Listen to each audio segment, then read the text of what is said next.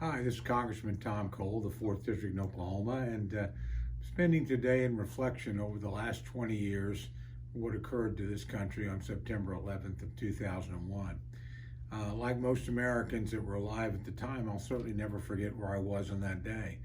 I was the senior political consultant for the U.S. Chamber of Commerce, and I had a scheduled meeting at 9 o'clock with other consultants and chamber leaders at the office of Suzanne Clark, who at that time was the Chief of Staff of the U.S. Chamber. She's now the President of the U.S. Chamber.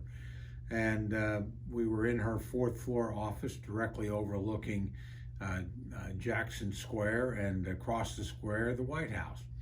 We just convened the meeting at 9 when somebody came in to inform us that a plane had crashed into one of the Twin Towers in New York City. We turned on the television just in time to watch the second plane crash in. At that point, we knew that the country was under attack. And frankly, we were sitting in one of the key spots where you could watch it unfold.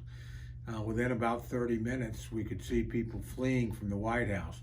We weren't aware then that they were running for their lives, that there was a life and death struggle going on in the skies over Pennsylvania, where brave Americans responding to the attack took down one of the airplanes, Flight 93, and probably saved, if not the White House, more probably the U.S. Capitol, but certainly saved thousands of lives in Washington, D.C. We could have seen something that would have rivaled what happened in New York City had those Americans not acted. We could also see from where we were sitting smoke coming up from the Pentagon, where of course a third plane had slammed into the leading symbol of United States military power around the world.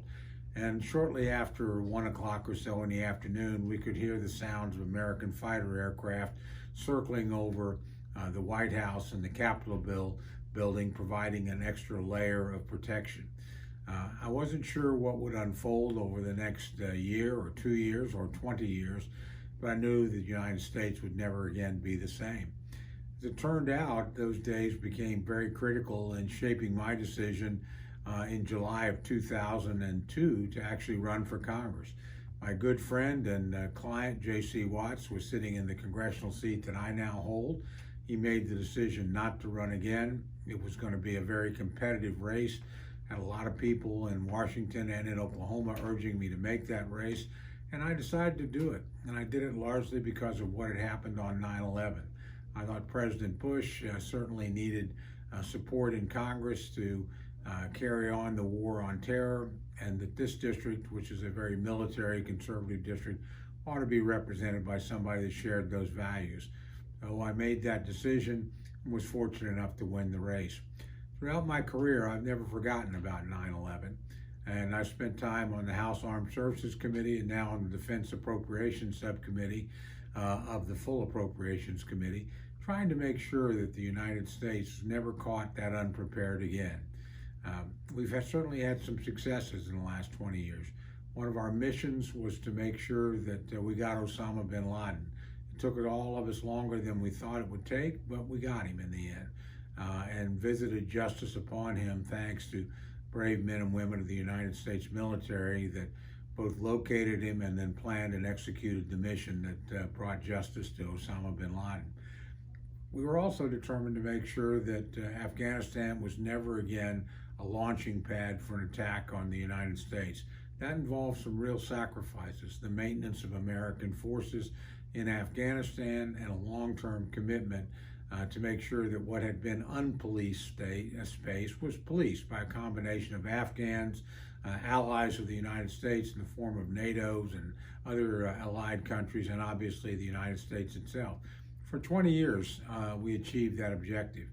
It is, I must say, with very mixed emotions that I've watched us turn the country back over to the very people that hosted Osama bin Laden and created a reign of barbarian terror inside their own country when they had power in the 1990s.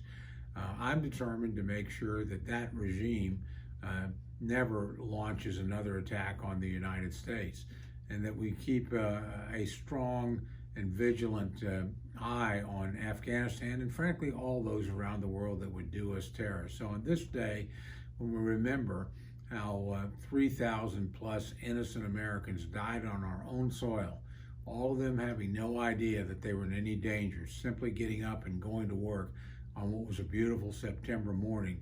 We should never remember that terror is not far away, and there are those that would visit harm on our citizens and on our homeland.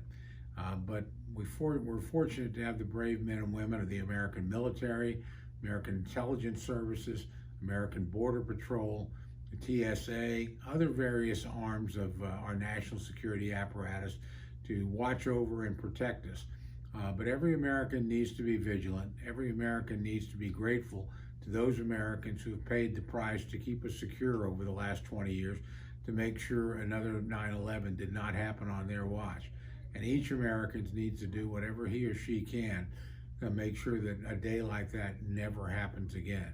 So on this somber day of remembrance, let's recall those who died. Let's recall all those who fought heroically to protect us in the years since. And let's resolve that what happened on 9/11 in 2001 will never happen to the United States again.